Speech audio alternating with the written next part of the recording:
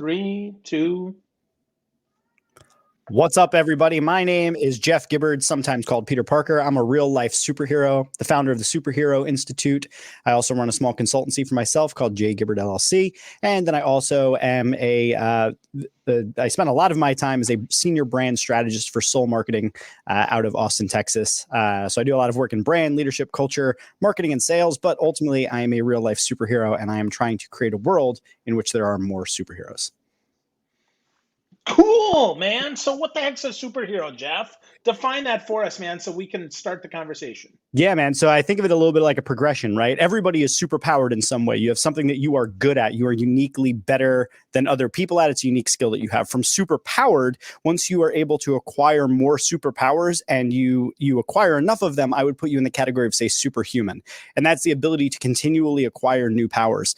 But it's only until you actually have an ethical framework, a guideline of how you're going to use those powers, that you can be truly considered a superhero. Because you can be superhuman and use it for villainy. And I choose to impose a structure around it so that we're always using the gifts that we have to make the world a better place. So you're more light side than dark side. You're more good than evil. You're more Hulk Hogan red and yellow instead of Hulk Hogan red NWO. That's nice, man. I like that. Yeah, well, I will say to that, though, that the secret is that it's sort of like in every villain, there's a sliver of good, and in every hero, there's a sliver of evil. And you can see that in storyline after storyline in the comics, but that no one is perfect and no one is like universally good or evil. And my evil side, though very small, is super dark. I mean, it's like when it comes out, if you get on my wrong side, it is not good. But that's such a rare occasion, but it's there. And I think that's the secret of like every person, whatever side of the villain hero spectrum you fall on, is like there is the other side in you, because we're all a balance, you know? Wow. Yeah, no, I totally agree. That totally makes sense. But I would say it's more than balance, though. I think we have it there. And much like the Hulk, it's inside us. We're always angry, and insert your dark side there. It's just a matter of how does it come out and why does it do that? So, Jeff, how'd you get interested in superheroes, man? Well, when I was a kid, I was really into Superman. Before I was exposed to the complexities of like, more interesting and nuanced superheroes, I just like Superman because he was like, all powerful. He could shoot lasers and he could fly and he was awesome. So I was a kid that was really into superheroes, primarily, again, Superman and a little bit of Batman. But then it took like there was like a giant gap in my life where I just was not into it at all. It like really wasn't a thing, but I was always ambitious. I always wanted to do great things. I always wanted to, be the best at whatever I was trying to do. I failed most of the time, mind you. But it wasn't until actually the first Sam Raimi SpiderMan movie came out that I actually got back into superheroes. And it was that movie that I would really attribute like my reinvestment in superheroes. So from that point forward, I got really, really all in on the whole superhero thing, and about, really trying to grow yourself into the most, for lack of a better term, powerful, but I guess the most capable person you can be, and then using those powers to make the world a better place. So I always saw getting better at marketing as being a thing that can make the world a better place if you brought the right type of spirit to it. Same thing with sales. If you learn how people work and you could influence and persuade them, so long as you have the right aims in mind when doing that and you're not trying to manipulate them for your own selfish gain, you're becoming more powerful. You're becoming more of a superhuman. And again, then when you put the right constraints around it, and you get enough people doing that, you can actually change the world. Awesome. So how do we find that balance, Jeff? How do we make sure that we're not all dark and not all light, that we actually have some yin and yang there? It's a good question, man. I'm not exactly sure I know the answer. I know how I keep myself balanced is that you have to find healthy releases for the darker side of yourself, or for, when you get, let's say you're in client services and you get a really annoying client, or they're demanding of you, or they, insult you in some way or insult your integrity. Like the natural human reaction is to get defensive. It's to get angry. It's to get this. But if you try and remind yourself to take that as a learning opportunity and to try and grow from it, and if you do get angry, whatever, like go try and work it off in some healthy way. I had an experience in the last 6 months. I'll leave it at that so that it doesn't narrow things down too much. But where I was really irritated with a particular client experience that I was having, and I knew I was going to have a call with this client. And I decided that morning when I went to go work out at the gym with my trainer, I just told him, I said, listen, I'm bottling up like a serious amount of like angst and aggression right now, and I want to let it out in a healthy way. What can we work on today? Can we lift some really heavy weights? Can we do something like that? So he put me on like deadlifts and like just kept stacking the plates until I was like, stop. And then at the very end, he gave me a sledgehammer and a giant tire, and he just made me wail on it for like, 10 minutes or so. And I just left that and I was like, everything's fine. So on the one hand, you have to learn, I think, how to deal with negative emotions in a healthy way and not let them come out, because there can be long-term negative repercussions, not just for the other people that you're dealing with, but also for yourself. It's like you carry around that anger and any of that frustration, it kind of poisons you. So instead, you have to kind of learn how to transfer that into something that helps you grow. So that's on that side. On the side of not letting yourself get carried away with what you're good at. Again, I think it's having a really strong purpose of why you're doing what you're doing and having good kind of ethical guardrails to keep you in line. So for lack of a better term, it's like, what is your brand and how do you stick to it and how do you live it every day? Interesting. That's interesting. So Jeff, how do we find our brand, man? How do we find our inner superhuman, our inner superhero? How do we get there, man? How? And why is that so like core to what you do, man? Yeah. So it's the superhero thing is so deeply personal to me because I see myself in those stories. And I'm going to give you like the rapid fire examples here. Batman was born out of the murder of his two parents. SpiderMan was born out of the murder of his uncle. Superman is an orphan from a planet that blew up and was raised by foster parents. All of these superhumans are born of tragedy. They are all conflicted, and they all have some sort of a purpose that's driven from something that was painful. On my last day of high school, my mother got into a catastrophic car accident and had a traumatic brain injury. She was in the operating room for 8 or 9 hours, 8 or 9 pints of blood. They saved her life, but her life was never the same after. And I had the profound realization over the following decade that you never know when your number is going to get called. You never know when it's your last day here. You never know when it's all over. And for that reason, I'm very inspired to make sure that today matters and to make sure that when I wake up tomorrow, that I make that matter and then I make the next day matter. Because, and I was actually just talking about this a little bit with Leslie M on my podcast, but like I'm trying to do legacy work. Like I'm not living for, any sort of short-term gains here. Like I'm really trying to leave a mark behind that helps people on a bigger scale. It's bigger than what I'm doing for me. I'm trying to do something that's bigger for more people. So when you're in the world of legacy work, when you're trying to leave something behind, like obviously your ego can get a little out of control there. But the way I found my purpose is by confronting mortality. It's by understanding that I don't have that much time here. And if I don't have that much time here, I better think really hard about what I want to do with it.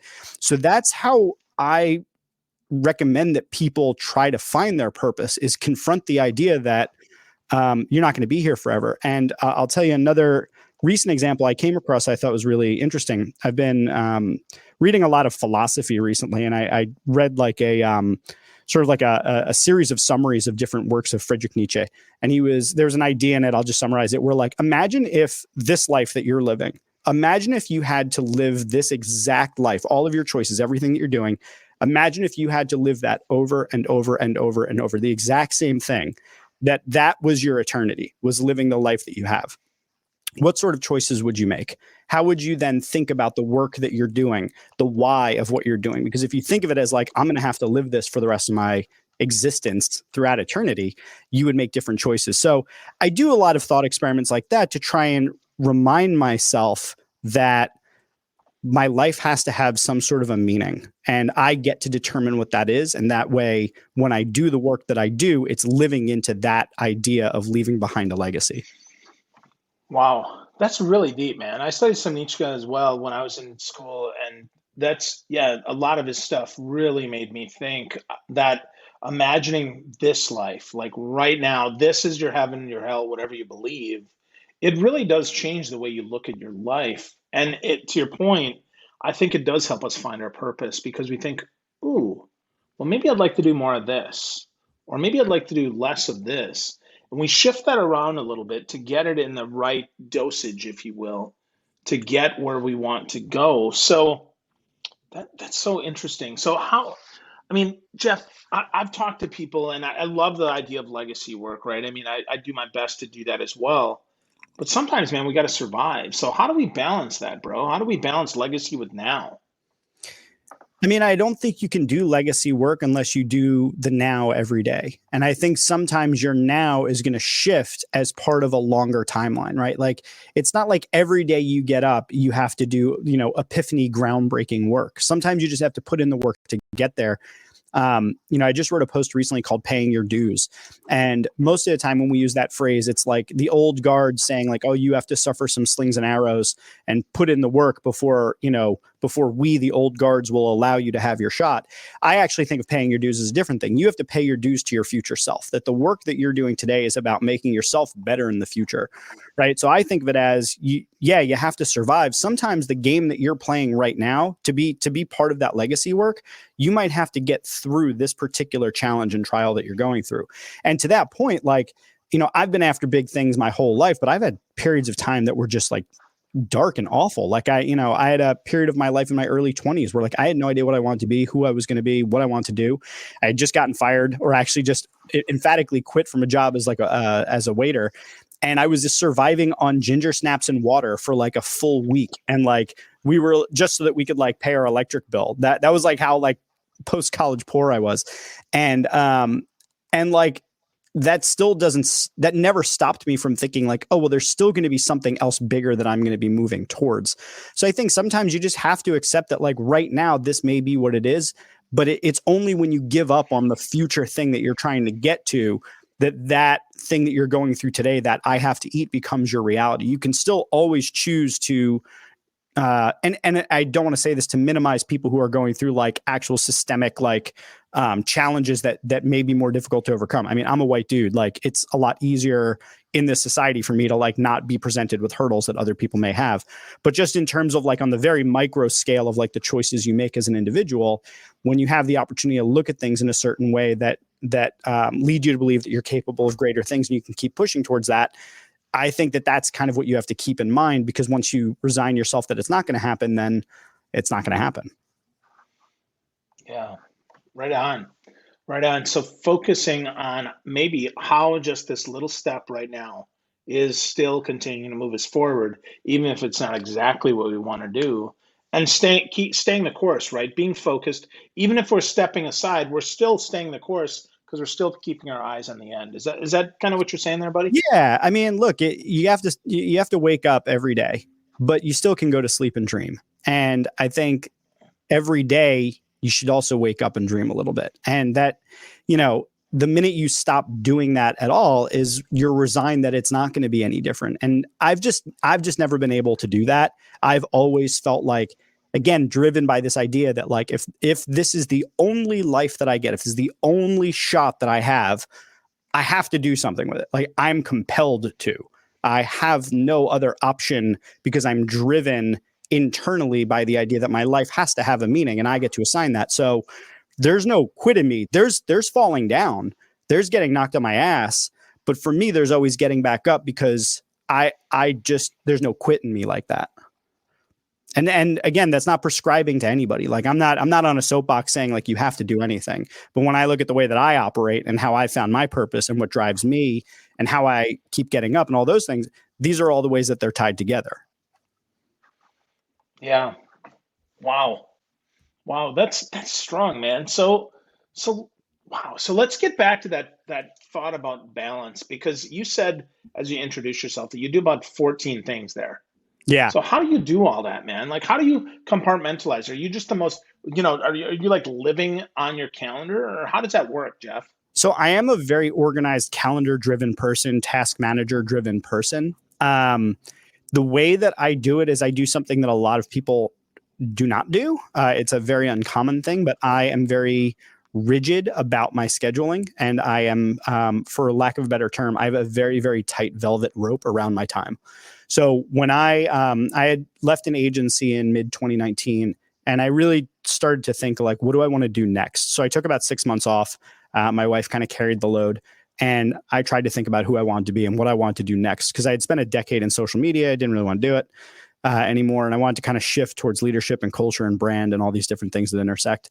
So I took all this time off. And when I came out of the gate in January 2020, I actually, before I had a single client or before I had anything, I had my schedule set. Here is how my schedule is going to go. Monday is my planning day. I use the afternoon for content. Tuesday, Wednesday, Thursday are client days. And I have blocks available for that, 2-hour blocks here, there, and the other. So I have about 16 or 18 hours that I have dedicated to client work. And then Fridays I had for content projects. And right now I take my Fridays off and I spend that watching my daughter. So I work, in terms of billable work, I work 3 days a week right now. And then Monday is my planning day and Friday I'm off. And I'll do stuff Saturdays and Sundays if I feel like it. I'm writing a book that's coming out in January. So I do all of these things by very, very tightly divvying up my time and being very inflexible about canceling those things for somebody else's priority. So all of the things on my calendar are based around my priorities and what I'm trying to get done and the work that I'm trying to do. And I have found in my life that when you tell people, here's how I work, here's how my time is available, here's what I bill for my time, do you want to work with me? It actually works a lot better than when you try to accommodate anybody that comes along and says, let's do work together. I'm very clear about what my priorities are, who I am, what I offer, how my time works. And I find that a lot of people really respect that. And my career has gotten a lot better since I've started making the time for the things that are important to me. Now, things have fallen off, mind you. So like I was doing like weekly videos for the Superhero Institute, and it was taking me all day.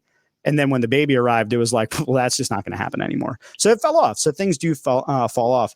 But before we move into anything else, I wanted to actually flip and, I don't know if you do this on your show, but on my show, you've been on my show, I do the mic swap.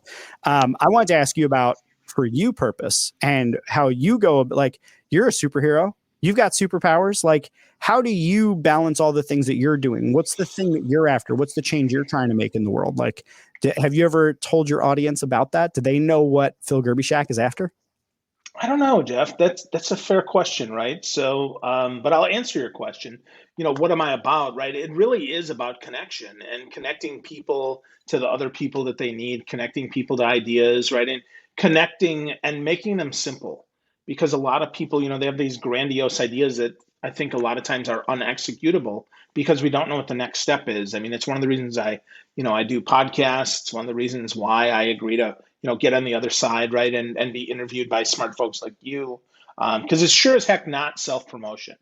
I could give a crap less. I'm happy to toil in relative obscurity. That's not my goal ever, but it absolutely is to connect, right? And so if I can get to a new group of people that need, to hear a message of hope, if you will, or gratitude, right? Because gratitude is one of my big things. I'm really grateful for a lot of the great stuff that's in my world, even the little stuff that's great.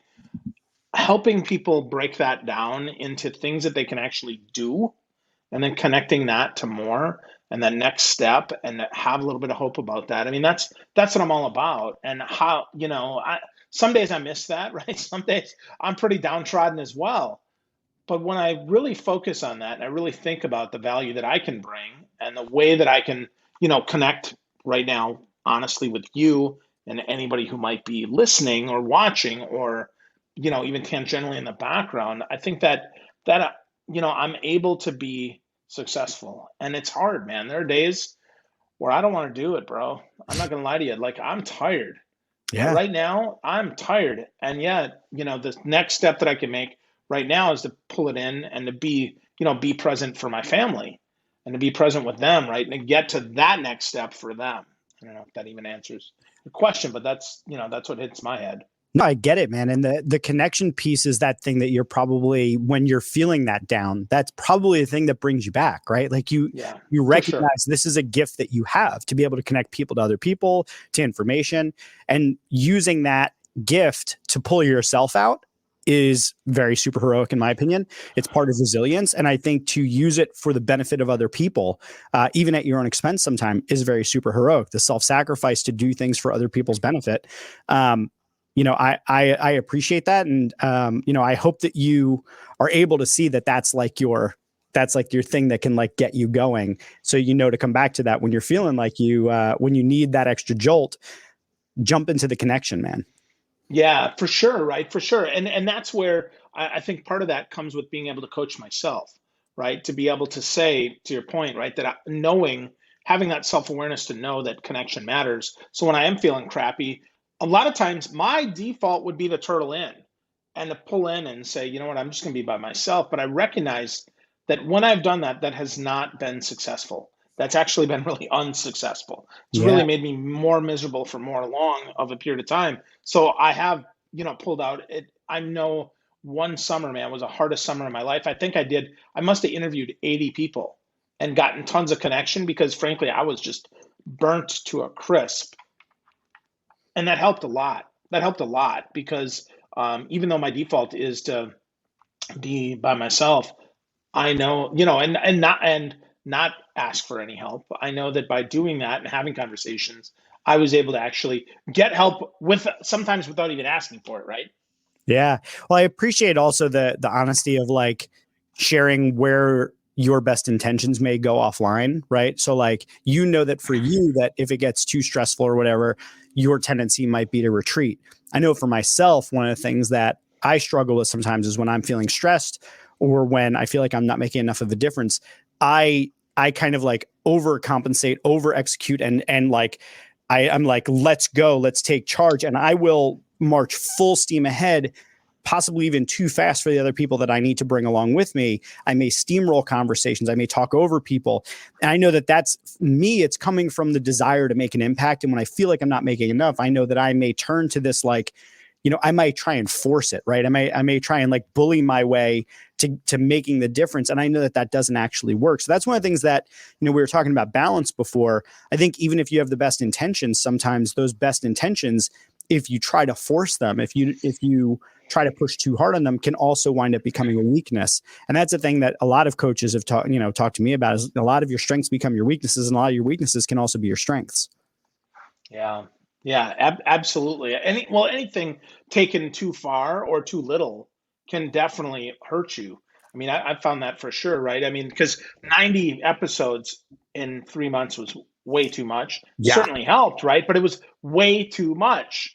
And so then I realized, okay, well, now I need to take the next month to actually process some of that. Because while it felt great to connect, I also was overstimulated and I had, 3,000 ideas that I was like, oh my gosh, I gotta Yeah. execute on this, and slowing that down, right? Picking one or two things to execute on.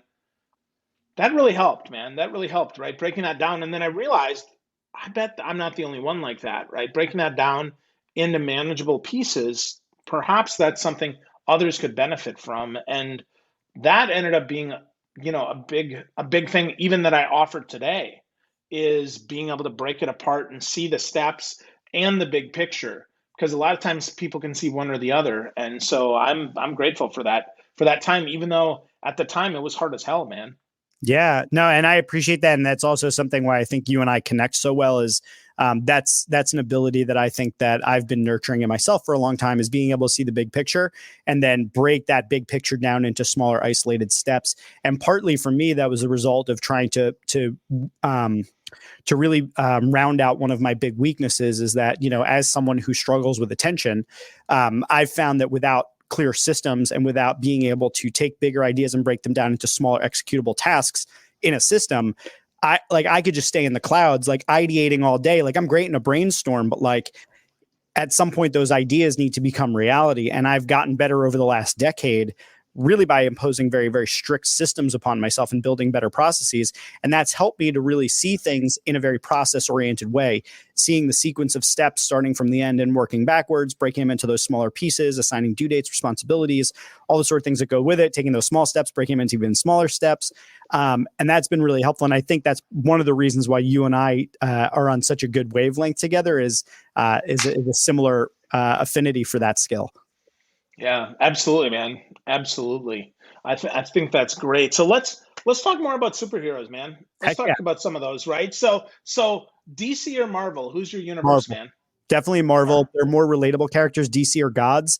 I'm not about that. I'm about real relatable people who have great abilities and who struggle to manage what it means to have those, and who have real life situations that they have to struggle with.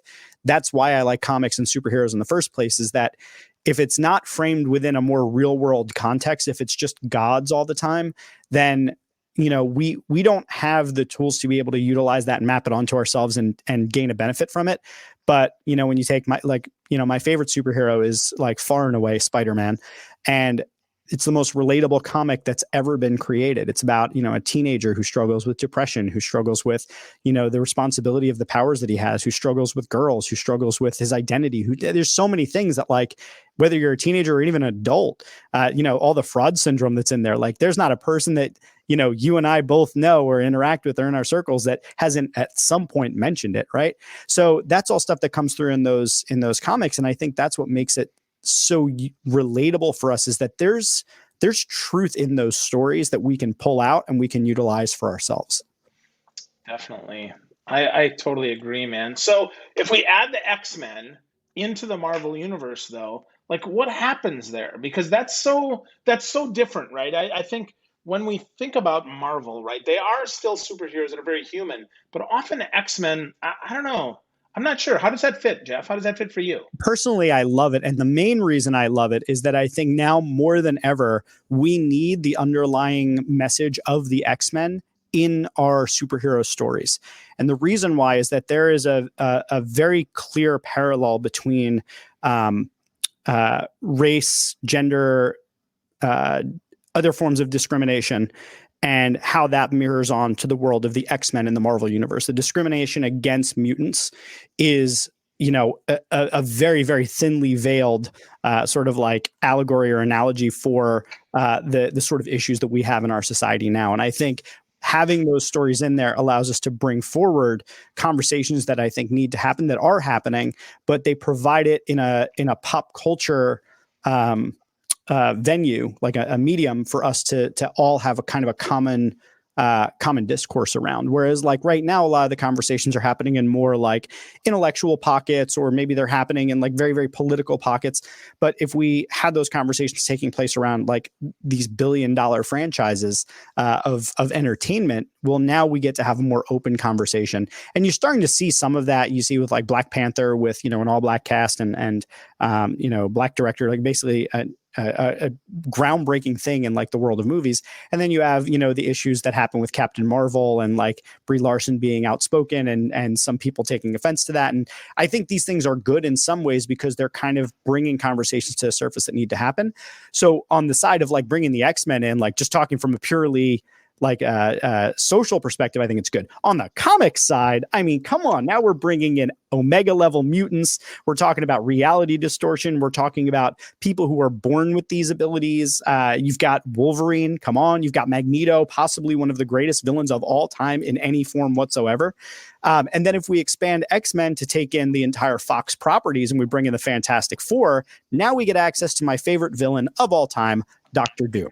Doctor Doom is far and away the best villain that has ever been created in the Marvel universe. And I'm just excited for him to be a part of the Marvel universe at some point.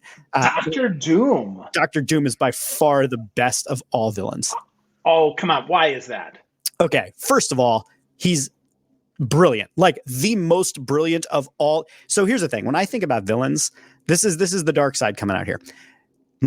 When it comes to superheroes, I want the most heroic, honorable, pure of superheroes. I want there to be I love Captain America. I love Spider-Man. I love people that have like pure ideals, self-sacrifice, defending the little guy, protection, the whole thing. When it comes to villains, I want pure evil. I want my second to Doctor Doom would be Carnage, because it's just a psychotic serial killer maniac. But Doctor Doom, the reason why I think he's far and away the best is that, one, his intelligence rivals anybody in the Marvel universe. Really only Reed Richards would go toe to toe with him in terms of intellect. He's defeated Thanos. He's basically he's rewritten reality. Like if you go into like the Doctor Doom archives, like dude has been among the most powerful and evil of all. He's menacing looking. He's got just an incredible power set. He's mysterious, badass, just everything about Doctor Doom. And I can name a lot of other villains I really like, but if I were to take any of them and put them toe to toe with Doctor Doom, there's not many that are going to win because the dude's just too smart. Wow. Yeah. Wow. That's incredible, man. That's pretty cool. So I gotta ask. So you love Spider-Man. Is there a superhero that you're like, man, this one just doesn't fit. This one just doesn't make any sense to me. I mean, tons of them. There's so many like thrown away, forgotten superheroes. But if we're sticking to like the big ones, like the ones that are like, you know, in the upper echelons of like notability. I mean, Jason Momoa aside, Aquaman's kind of a dumb character. Of course, I don't really like DC. Again, I think Superman has grown well beyond his usefulness because he's basically invulnerable to everything, and he just keeps getting stronger and stronger in the comics, and he gets new abilities, and like there's just no edge to it, right? There's no danger, and I think there needs to be, for every good superhero, there needs to be some some weakness. There needs to be some, yeah, and like kryptonite, that's it. Like, so I don't know, like I'm not hating on Superman. Just if you're giving me like the full top tier superheroes, like let's say you take the top 10 or 20, who would I kick out?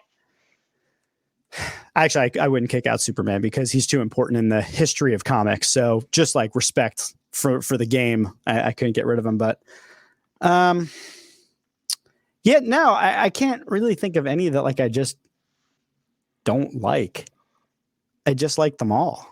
I really do. Like I'm trying to think of one that like I'm just not feeling, but like I really think that I just about appreciate every superhero for some reason or another. That's cool, man. That's cool. Yeah. So you're a big Doctor Strange fan? I think Doctor Strange is awesome. And I didn't really know a lot of it. So like, you know, everybody's got their comics that they would read, or they've got their like superheroes that they like. And I never really got into Doctor Strange because it was like magic, and like magic is not really my thing. Like, sort of like, I don't like Lord of the Rings and stuff like that because like I don't like period pieces and elves and gnomes and any of that stuff, or wizards. Like none of that stuff's my thing. So like when I first heard about Doctor Strange, I was like, great, magic. Like the kind of like anything goes sort of thing.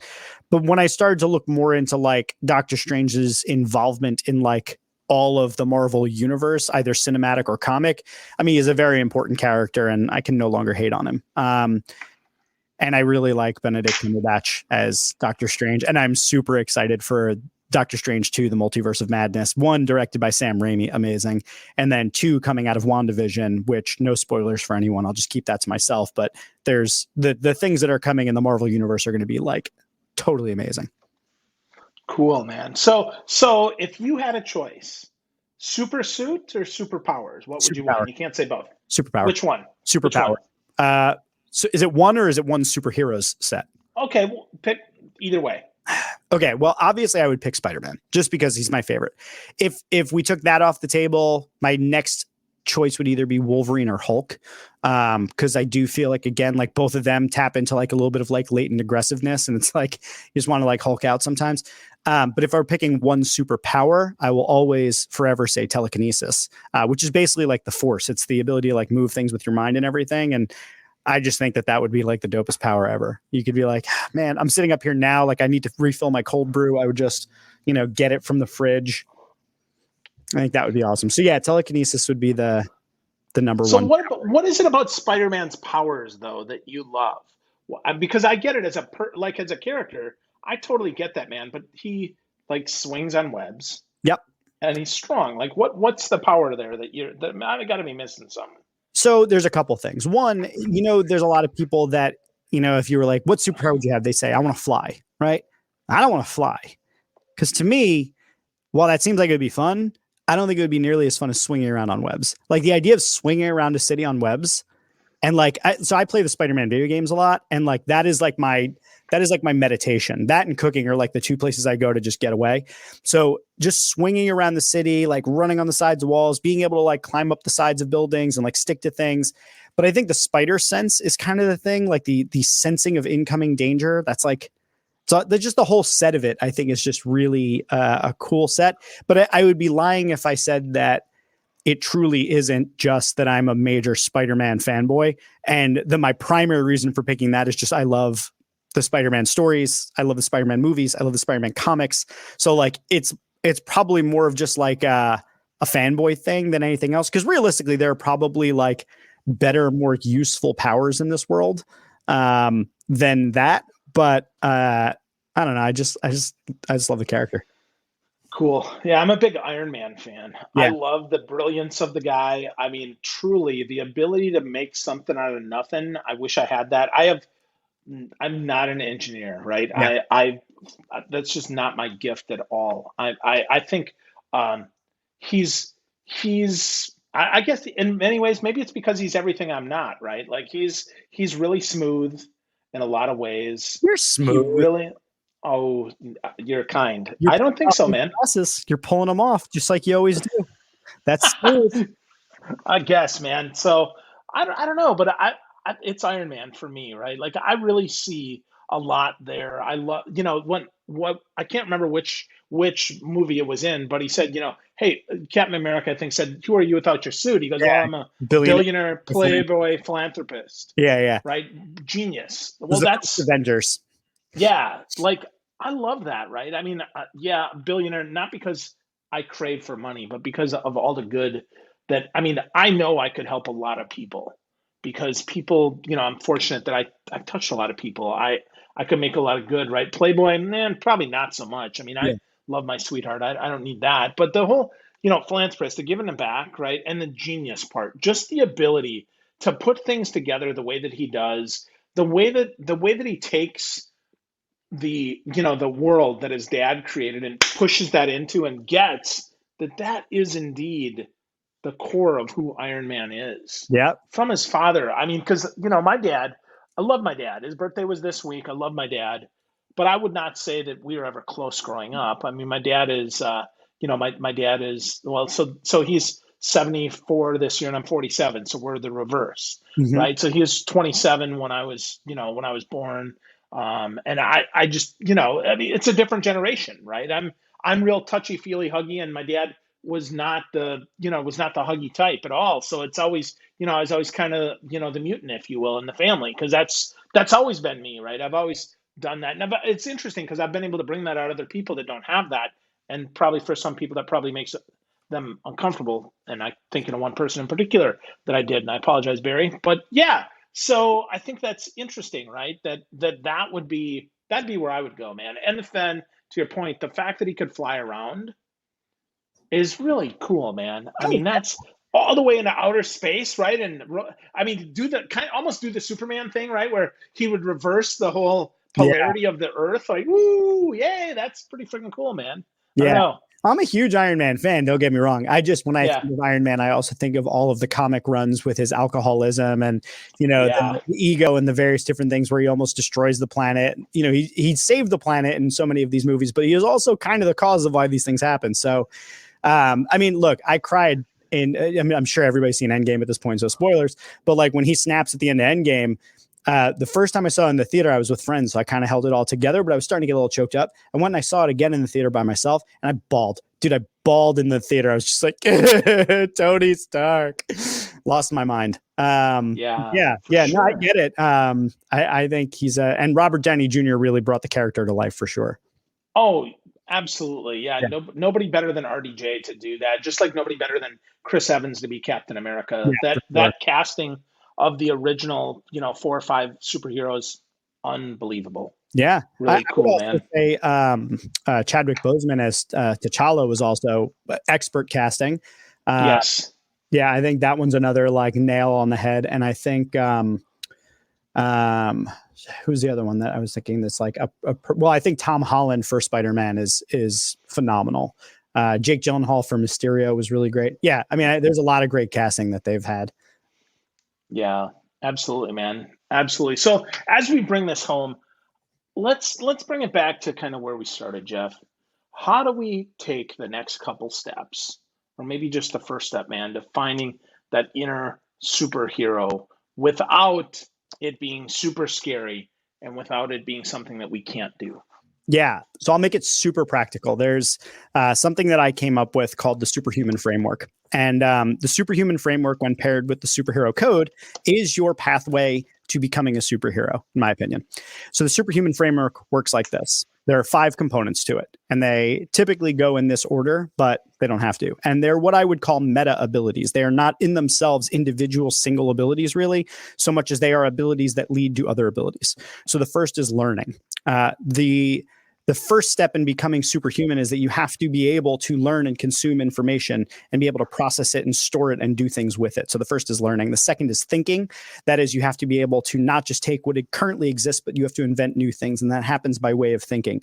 You have to understand your existence by reading philosophy. You have to understand the world around you by thinking about science and how it works, and learning and then thinking about it. You have to, if you're interested in a subject, you can't just take what's already been done and then blurt it back out. You have to think about it and make it your own. That whole Pablo Picasso quote, good artists copy, great artists steal. And what he meant by that was that to steal it is to take it and make it your own, not just to copy it and say it's yours, but you take it, turn it into something new and claim ownership over it. So that's what thinking does, is it gives you the ability to take what you've learned and take ownership over it and make it something new. Then communication is the third part. So learning, thinking, communication. Once you've learned things and you've thought about them and you have these new skills and these new ideas and whatever, you have to be able to communicate it to people. You have to communicate your vision, what you know, and then you take that communication and you move it into the fourth power, which is leadership. If you can lead people, when you learn things, you think them, you communicate it, and then you can lead people, you can build a movement.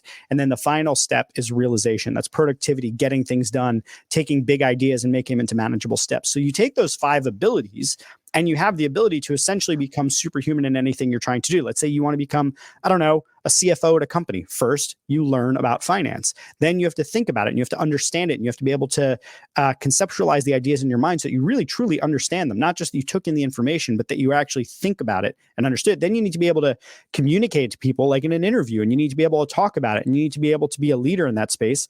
And once you're able to do that, you can lead a finance department, and then you have to get things done. So you have to be able to manage people, you have to be able to manage projects, etc. So no matter what it is that you're trying to do, this superhuman framework is the step to get there. And then the final piece is applying the superhuman code or the superhero code. And this is the ethical framework. So this is about putting in all of the things that make you a superhero, the things that you have to consistently do. So there's resilience, there's courage, there's confidence, vulnerability, responsibility, compassion, protection, self-sacrifice, growth, and empathy. Those are the 10 aspects of the superhero code. And all of them put you in the position of being a person who is willing to do what needs to be done for the benefit of the greater good. Truth, justice, the American way, all that sort of good stuff. So those are it's me rambling on a bunch of the things, but I would say if you want to become someone who's working towards something, decide the change you want to make in the world, learn about how to do it, think about how to do it, communicate about how to do it, lead others in a movement to do it, and then get shit done. Love that, man. So much goodness there, Jeff. So much stuff that we can do to actually be the change that we wish to see and become truly superhuman. I love that, man. So the new book you said is coming in January. I'm imagining you'll put it up at jeffgibbard.com and probably talk about it on your superheroinstitute.org. But tell me, just give me a little sneak peek, Jeff. What's the book? Is it the Superhero Framework, or what's going on? No, so the book Becoming Superhuman will be coming later on. That's going to be my third book. My first book that I'm releasing in January is called The Lovable Leader. I'm publishing it with Page 2. And it's a book about the concept that basically all business is personal. This idea that it's not personal, it's just business. I don't buy that. I don't believe that. I think it's nonsense. I think that to be a great leader, you have to be able to understand and appreciate people. You have to understand that in order to lead great teams, it's all about the people. So I have an entire series of different frameworks in there. There's 3 big ideas that are in there. There's a way that you need to think about what leadership is. And then there's, some tips on how to build an ideal team, something that I call the 8 commitments of the team. So there's a bunch of different things that are in there. It's a step-by-step book that's really ideally focused on people who are new to leadership roles. So that could be, this is your first time managing people. It could also be people that want to rethink what it means to be a leader in the position they're already in. But ideally, the way that I want people to think about it is that leadership is not a title. It's a thing that you do. It's a way that you are. So if you want to be a leader, this is going to be a book for you. And it's going to be a book for you to make the world a better place. So that's going to be the first book. And then I have another book planned that's a follow-up that plugs right in. It's a shorter book that's also about leadership. Third book is going to be Becoming Superhuman. And then I got a bunch more planned. But in January, look for the book. If anybody wants to pre-order it or get on the list for pre-order, then you don't have to put in a credit card or anything. You just say yes, let me know when it's there. On my website, jeffgibbard.com/support, there's a little form that you can sign up for and say hey, give me that book when it's ready to go. Let me know it exists. Awesome. That's great, man. I can't wait to read it. The Lovable Leader coming in January. But today, you are my superhero, my friend. Thank you Thanks, for spending man. time with me. This is really awesome, Jeff. I love talking frameworks and stuff with you. We could talk all day. We So really I could. really I would do this value, whenever you brother. want, man. Anytime you want. I love talking to you, Phil. You're a blast. Yeah, but you are too. Thank you, Jeff. You're the best, man. And hopefully, folks, you got something from this that you can actually do. Check out Jeff's Superhuman Framework, get to work, and just go. Figure it out. You can do this. We believe in you. You are superhuman. Take care, everyone.